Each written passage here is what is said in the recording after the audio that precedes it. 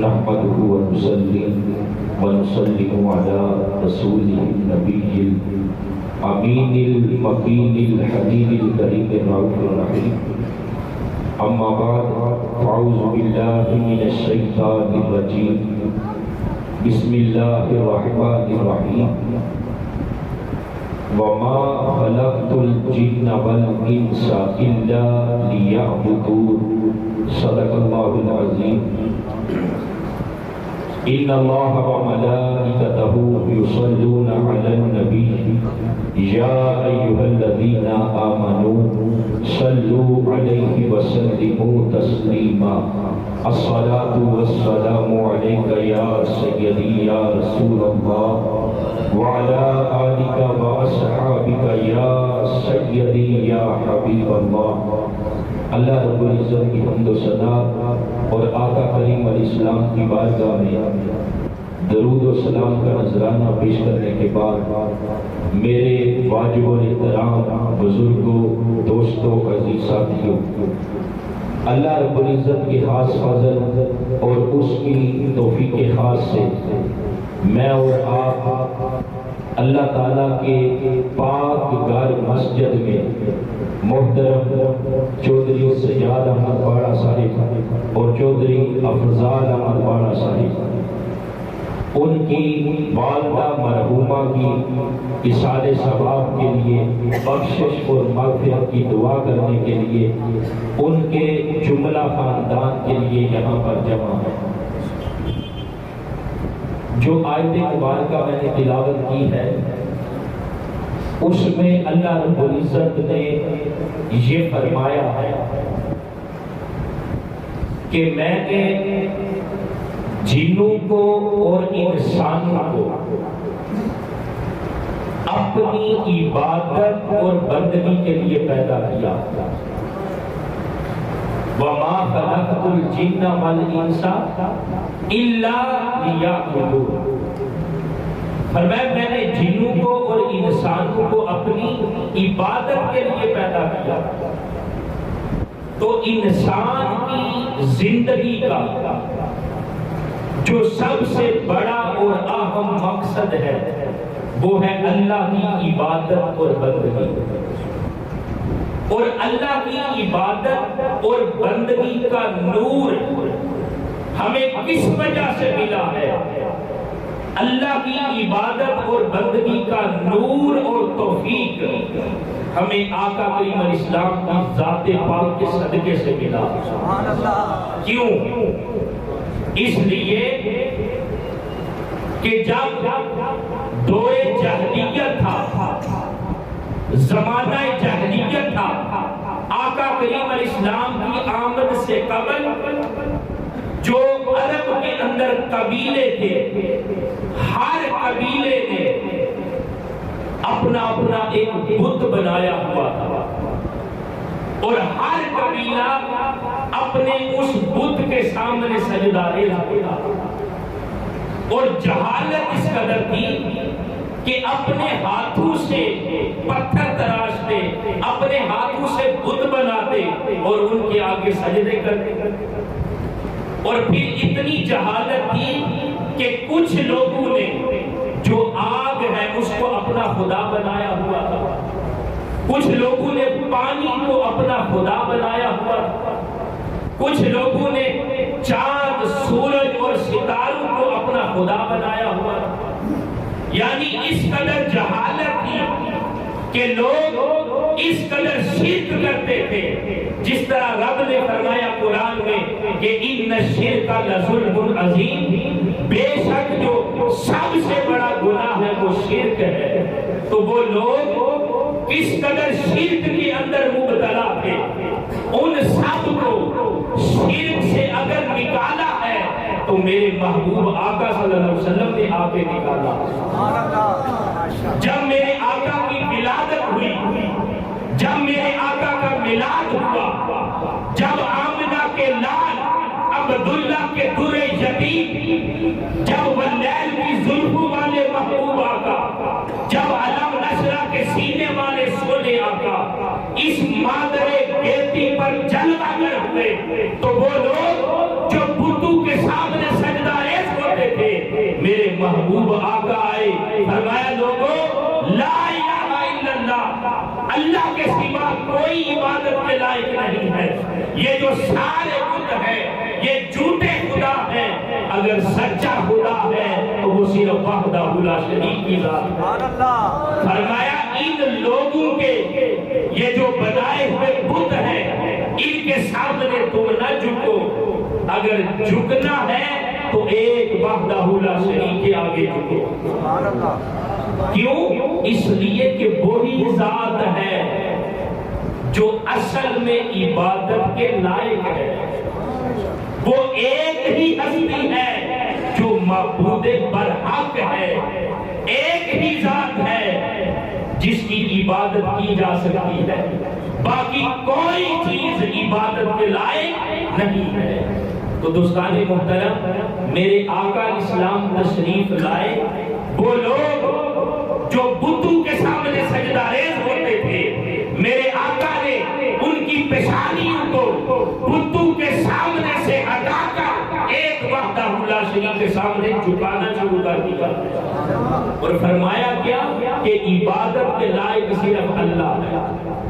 تو دوستان محترم، جب عبادت اور بندگی کے لائق صرف ایک ہستی ہے اور دوسری طرف ہماری زندگی کا مقصد بھی یہ ہے کہ ہم اللہ کی عبادت اور بندگی کریں، ہمارا یہ وجود، ہماری یہ ذات، ہماری یہ ہستی، ہمارا یہ سراپا یاد رکھے ہوئے اس لیے ہے کہ ہم اللہ کی عبادت اور بندگی کریں، اس لیے کہ ہماری زندگی کا سب سے بڑا مقصد ہی اللہ کی عبادت اور بندگی ہے۔ باقی جو کچھ بھی ہے، باقی ساری نعمتیں، سارے مادی مسائل، زمین و آسمان میں یہ جو کچھ بھی ہے، یہ سارا کچھ انسان کے لیے ہے، اور انسان ان میں سے کسی کے لیے نہیں، انسان فقط اللہ کے لیے ہے۔ انسان کا وجود، انسان کی ہستی صرف اللہ کی عبادت اور بندگی کے لیے۔ نعرہ تکبیر، نعرہ رسالت، نعرہ تحقیق، نعرہ حیدری، نعرہ غوثیہ، محفل مصطفیٰ، جشن عید میلاد النبی، علماء اہل سنت جماعت۔ اگر حضرت آدم علیہ السلام سے لے کر تاجدار کائنات تک 1,24,000 کم و بیش انبیاء جو نبی کی دنیا میں آیا ہے، یاد رکھیں ان سب کی نبوت رسالت اس لیے تھی کہ ہر نبی اپنی امت کا ٹوٹا ہوا تعلق رب کے ساتھ جوڑنے کے لیے آیا ہے۔ ہر نبی اپنی امت کو رب کی معرفت، رب کا قرب دینے کے لیے آیا ہے، اور اسی لیے ہمارے محبوب آقا کی بھی ولادت ہے۔ ہمارے محبوب آقا بھی آئے اس امت کا ٹوٹا ہوا تعلق رب کے ساتھ جوڑنے کے لیے، اپنی امت کو اپنے رب کی بارگاہ میں جھکانے کے لیے۔ تو دوستان محترم، انسان کی زندگی کا مقصد اللہ کی عبادت اور بندگی ہے۔ اب ایک طرف اگر دیکھیں، اللہ نے بے شمار مخلوقات پیدا کی ہے، زمین و آسمان کی کائنات میں ہر طرف جو کچھ بھی اس نے پیدا کیا ہے، کائنات رنگ و بو میں جو کچھ بھی ہے وہ سارا کچھ رب نے پیدا کیا، اور اس کی ساری مخلوقات میں سے جو سب سے اعلیٰ، جو سب سے اشرف، جو سب سے افضل مخلوق ہے وہ کون سی ہے؟ وہ انسان کی ہستی ہے۔ ساری مخلوقات میں جو سب سے افضل ہستی ہے وہ حضرت انسان کی ہستی ہے۔ باقی جو کچھ بھی ہے وہ سارا کچھ انسان کے لیے ہے، اور انسان فقط رب کے لیے۔ آج ہم اسی کو بھول گئے ہیں۔ وہ جو ہماری زندگی کا مقصد ہے نا، کہ اللہ کی عبادت اور بندگی کرنا جس مقصد کے لیے ہر نبی اس دنیا میں تشریف لایا، جس مقصد کے لیے ہمارے محبوب آقا صلی اللہ علیہ وسلم ختم نبوت کا تاج پہن کر اس مادر گیتی پر جلوہ گر ہوئے ہیں، ہم میں سے آج ہر ایک اپنے مقصد کو بھولا ہوا، تو ہماری زندگی کا مقصد اللہ کی عبادت اور بندگی ہے۔ اللہ رب العزت نے جو کچھ بھی پیدا کیا ہے نا، کوئی بھی چیز اس نے بیکار پیدا نہیں کی۔ زمین و آسمان کی کائنات میں جو کچھ بھی پیدا کیا ہے نا، کوئی ایک چیز بھی رب نے بیکار پیدا نہیں کی۔ ہر چیز کے بنانے میں، ہر چیز کے تخلیق کرنے میں رب کی کوئی نہ کوئی حکمت ضرور ہے۔ یہ ایک الگ بات ہے کہ ہمارا علم اتنا نہیں، اس چیز کے بنانے کی وجہ کیا ہے، اس تخلیق کا مقصد کیا ہے، وہ ہماری سمجھ میں آئے یا نہ آئے، لیکن رب نے جو کچھ بھی بنایا ہے ہر چیز کو کسی نہ کسی مقصد اور حکمت کے تحت پیدا کیا۔ حضرت موسیٰ علیہ السلام اللہ کے نبی ہیں، آپ نے دیوار کے اوپر ایک بیٹھی ہوئی لزرڈ چھپکلی دیکھی، چھپکلی دیکھی، اللہ کی بارگاہ میں پوچھا، بولا تو اس کو کیوں بنایا؟ مولا اس چھپکلی کو تو نے کیوں پیدا کیا ہے؟ فرمایا پیارے موسیٰ، تمہارے اس سوال سے پہلے وہ سوال کر چکی ہے کہ مولا تو نے موسیٰ کو کیوں پیدا کیا۔ تو دوستان محترم، جو کچھ بھی اللہ نے بنایا ہے ہر چیز کے بنانے میں کوئی نہ کوئی حکمت ضرور ہے، اور وہ حکمت ہماری سمجھ میں آئے یا نہ آئے۔ کیوں کہ فعل الحکیم لا یخلو عن الحکمہ، حکیم کا کوئی فعل حکمت سے خالی نہیں ہوتا۔ تو وہ جو احکم الحاکمین ہے، اس نے جو کچھ بھی بنایا ہے اس کے بنانے میں بھی کوئی نہ کوئی حکمت ضرور ہے، لیکن ہم نے جاننا یہ ہے کہ انسان کو بنانے میں کیا حکمت ہے۔ جو کچھ بھی اللہ نے بنایا ہے نا، انسان کے لیے بنایا، لیکن انسان کو ان میں سے کسی چیز کے لیے نہیں بنایا، انسان کو فقط اس نے اپنے لیے بنایا۔ کیوں؟ ساری مخلوقات اس کی ہے، لیکن ساری مخلوقات میں سے جس نے اس کو اپنا نائب بنایا ہے، رب نے جس ہستی کو نائب بنایا ہے وہ حضرت انسان کی ہستی ہے۔ تو جو کچھ بھی ہے انسان کے لیے، اور انسان فقط مولا کے لیے، انسان فقط اپنے رب کے لیے ہے۔ اب مثال کے طور پر اللہ تعالیٰ نے جو کچھ بھی پیدا کیا، چار چیزیں جو بڑی میجر ہیں، ان کو جب ہم دیکھتے ہیں وہ بھی انسان کے لیے۔ مثال کے طور پر جو آگ ہے، آگ بھی اللہ کی نعمت ہے۔ اگر آگ نہ ہو تو کیا ہم طرح طرح کے کھانے تیار کر سکتے ہیں؟ اگر آگ نہ ہو تو کیا ہم چائے تیار کر سکتے ہیں؟ دوستان محترم، آگ بھی اللہ کی نعمت ہے، اور آگ بھی انسان کی خدمت کر رہی ہے۔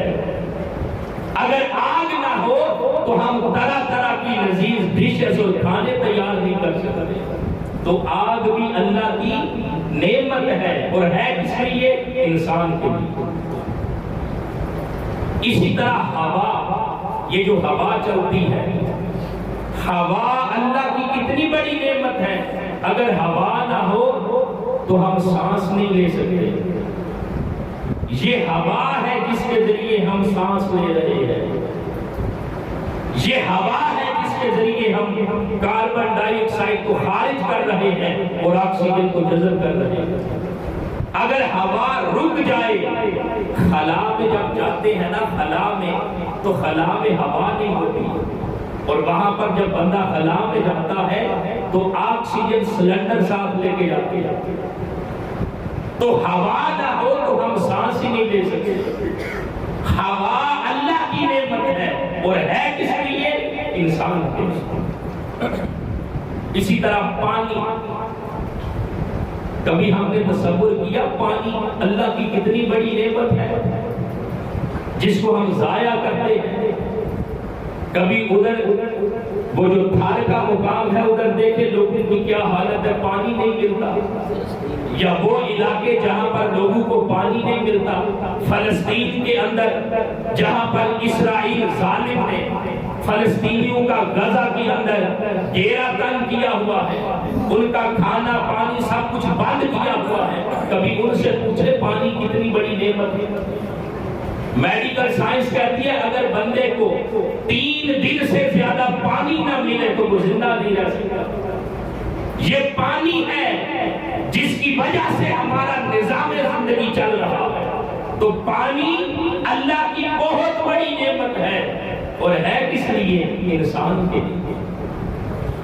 اسی طرح یہ مٹی، یہ جو مٹی جس کے اوپر ہم سر اٹھا کے بھی کچھ لوگ چلتے ہیں، کچھ لوگ بڑا اس مٹی کے اوپر اکڑ کے بھی چلتے ہیں، یہ مٹی جس کے اوپر کچھ لوگ بڑی عاجزی کے ساتھ چلتے ہیں، یہ مٹی جو ہمارے خوبصورت مکانوں کو اپنے سر پہ اٹھائے ہوئے ہے، یہ مٹی جس کے اوپر سر سبز و شاداب باغات نظر آتے ہیں، یہ مٹی بھی اللہ کی بہت بڑی نعمت ہے اور ہے کس لیے؟ انسان کے لیے۔ یہ 4 جو بڑی میجر چیزیں ہیں میں نے ان کا ذکر کیا، آگ، پانی، مٹی اور ہوا، یہ 4 چیزیں اللہ کی بہت بڑی نعمت ہے اور ہے کس لیے؟ انسان کے لیے۔ اب ذرا تصور کریں کیا انسان ان کے لیے ہے؟ سبحان اللہ۔ انسان ان چیزوں میں سے کسی کے لیے نہیں، یہ ساری چیزیں تو انسان کے لیے ہے۔ آگ، پانی، مٹی، ہوا یا جتنی بھی نعمتیں ہیں یہ ساری نعمتیں اللہ نے انسان کے لیے بنائی ہیں، مگر انسان کو ان میں سے کسی کے لیے نہیں بنایا۔ کہ انسان کو کیوں بنایا ہے؟ اس کا جواب رب کا قرآن دیتا ہے، فرمایا اے انسان میں نے تجھے فقط اپنی عبادت اور بندگی کے لیے پیدا کیا۔ انسان کی تخلیق کا، انسان کی پیدائش کا، انسان کے بنانے کا، انسان کو دنیا میں بھیجنے کا، انسان کو زندگی عطا کرنے کا ایک ہی مقصد ہے کہ اے انسان تو اللہ کی عبادت اور بندگی کرنے والا بن جا۔ انسان کی زندگی کا مقصد ہی اللہ کی عبادت اور بندگی ہے۔ اور دوسری طرف ذرا یہ میں مثال دینے لگا، دوسری طرف اگر ہم دیکھیں یہ تو ہم جان گئے کہ انسان کی زندگی کا مقصد اللہ کی عبادت اور بندگی ہے۔ دوسری طرف اگر ہم دیکھیں تو جو چیز جس مقصد کے لیے بنائی جاتی ہے وہ چیز اپنا مقصد پورا کرتی ہے۔ جو چیز جس مقصد کے لیے بنائی جاتی ہے وہ چیز اپنا مقصد پورا کرتی ہے۔ مثال کے طور پر پنکھے چل رہے ہیں، ہوا دے رہے ہیں، ان کا مقصد کیا ہے؟ گرمی ہے تو ہوا دے، یہ اپنا مقصد پورا کر رہا ہے۔ مسجد میں دروازے بند ہیں، لائٹیں جلائی ہیں، کیوں؟ ان سے روشنی ملے، یہ اپنا مقصد پورا کر رہا ہے۔ یہ مائک میرے سامنے ہے، اس کے سامنے آواز آسانی کے ساتھ آپ کے پاس پہنچ رہی ہے، یہ اپنا مقصد پورا کر رہا ہے۔ ٹوپی پہنتے ہیں، امامہ شریف پہنتے ہیں سر کو ڈھانپنے کے لیے، یہ اپنا مقصد پورا کر رہا ہے۔ جسم پر لباس پہنا ہے اپنا تن ڈھانپنے کے لیے، یہ لباس اپنا مقصد پورا کر رہا ہے۔ پاؤں میں آپ جوتا پہنتے ہیں، جب زمین پہ چلتے ہیں تو طرح طرح کی جگہ پہ کیچڑ بھی آتا ہے، لیکن کیچڑ جوتے پہ لگتا ہے، آپ کے پاؤں پہ نہیں لگتا۔ آپ جوتا پہن کے کانٹے پہ پاؤں رکھتے ہیں، جوتا اپنے سینے پہ کانٹا کھاتا ہے، آپ کے پاؤں تک پہنچنے نہیں دیتا۔ تو جو چیز جس مقصد کے لیے بنائی جاتی ہے وہ ہر چیز اپنا مقصد پورا کرتی ہے۔ اے انسان ذرا تصور کر، ذرا سوچ، جس مقصد کے لیے اللہ نے تجھے پیدا کیا ہے کیا تو اپنا مقصد پورا کر رہا ہے؟ سبحان اللہ۔ ہر چیز تو اپنا مقصد پورا کرتی ہے، مگر اے حضرت انسان تو اتنا غافل کیوں ہے؟ کون سی چیز ہے جس نے تجھے اپنے رب سے دور کر دیا؟ قرآن مجید میں فرمایا یا ایھا الانسان ما غرک بربک الکریم، اے انسان کون سی چیز ہے جس نے تجھے اپنے رب سے دور کر دیا ہے؟ حالانکہ تیری زندگی کا مقصد ہی اللہ کی عبادت اور بندگی ہے، باقی ہر چیز اپنا مقصد پورا کرتی ہے اور انسان اپنا مقصد کیوں نہیں پورا کر رہا؟ تو ہماری زندگی کا مقصد اللہ کی عبادت اور بندگی ہے۔ اگر انسان اللہ کی عبادت اور بندگی کرتا ہے، ہر روز اگر وہ 5 وقت اللہ کی بارگاہ میں سجدہ ریز ہوتا ہے، ہر روز وہ 5 وقت اگر اپنی پیشانی کو سجدوں کی لذت دیتا ہے، تو جان لے کہ وہ انسان اپنی زندگی کا مقصد پورا کر رہا ہے۔ اگر اللہ کی بارگاہ میں جھکتا نہیں، ہر روز اس کا غفلت میں گزرتا جا رہا ہے، اگر اس کا ہر دن غفلت میں گزرتا ہے، تو پھر اے انسان تو نے اپنی زندگی کے مقصد کو نہیں سمجھا۔ تیری زندگی کا مقصد فقط اللہ کی عبادت اور بندگی ہے۔ سبحان اللہ۔ اور آخری بات کرنے لگا ہوں، عبادت اور بندگی کا تصور بھی بڑا وسیع ہے۔ آج ہم نے اس کو صرف مسجد تک محدود کر دیا ہے کہ جو صرف نماز پڑھے فقط وہی عبادت ہے۔ نا، ہر وہ حکم جو اللہ نے دیا ہے، اللہ کے رسول نے دیا ہے، اگر بندہ ہر وہ حکم پورا کرتا ہے تو وہ سمجھے اپنی زندگی کے مقصد کو وہ پورا کر رہا ہے، کیونکہ ہماری زندگی کا مقصد ہی اللہ کی عبادت اور بندگی ہے۔ تو عبادت کا تصور اتنا وسیع ہے کہ صرف آپ کے نماز پڑھنا یہی عبادت نہیں، اگر آپ اپنی زندگی میں اپنے گھر میں جاتے ہیں، اپنے بیوی بچوں کے ساتھ اچھا سلوک کرتے ہیں، یہ اللہ اور اس کے رسول کا حکم ہے۔ اگر اچھا سلوک کرتے ہیں تو یہ لمحات بھی آپ کے اللہ کی عبادت میں گزر رہے ہیں۔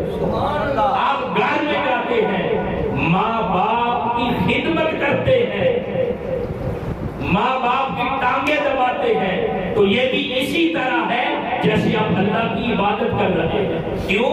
والدین کی خدمت کرنا یہ بھی اللہ کا حکم ہے۔ آپ اپنے رشتہ داروں کے ساتھ، اپنے بہن بھائیوں کے ساتھ، اپنے حلقہ احباب کے ساتھ، اپنے دوستوں کے ساتھ اچھا سلوک کرتے ہیں، تو یہ بھی اللہ کی عبادت اور بندگی میں آتا ہے۔ تو دوستان محترم، جو بندہ مومن ہے، جو حضرت انسان ہے، زندگی اچھی اسی کی ہے جو اللہ کی عبادت اور بندگی میں گزارتا ہے۔ اور ہماری زندگی اللہ کی عبادت اور بندگی میں کس طرح گزرے گی؟ جب ہم من چاہیے، یہ جو من ہے نا، جب ہم من چاہی زندگی گزاریں گے تو یہ اللہ کی عبادت اور بندگی میں نہیں گزر سکے گی۔ ہاں، جب ہم رب چاہی زندگی گزاریں گے تو رب چاہی زندگی اللہ کی عبادت اور بندگی میں گزرے گی۔ اس لیے کہ من کے اندر تو الٹی سیدھی خواہشات جنم لیتی ہے، من کے اندر تو طرح طرح کی خواہشات جنم لیتی ہے۔ تو من چاہی زندگی اگر انسان گزارے گا تو وہ اپنی زندگی کے مقصد کو پورا نہیں کر سکے گا۔ ہاں، جو رب چاہی زندگی گزارے گا کہ رب کیا چاہتا ہے، جو رب چاہی زندگی گزارنے والا بنے گا، وہ اپنی زندگی کے مقصد کو پورا کرے گا۔ تو ہماری زندگی کا مقصد اللہ کی عبادت اور بندگی ہے۔ کاش ہم اس مقصد کو ہم جان جائیں، سمجھ جائیں اور مرتے دم تک اس اپنی زندگی کے مقصد کو پورا کرنے والے بن جائیں۔ اللہ کی بارگاہ میں دعا ہے کہ اللہ تعالی ہم سب کو سمجھ کی اور عمل کی توفیق عطا فرمائے۔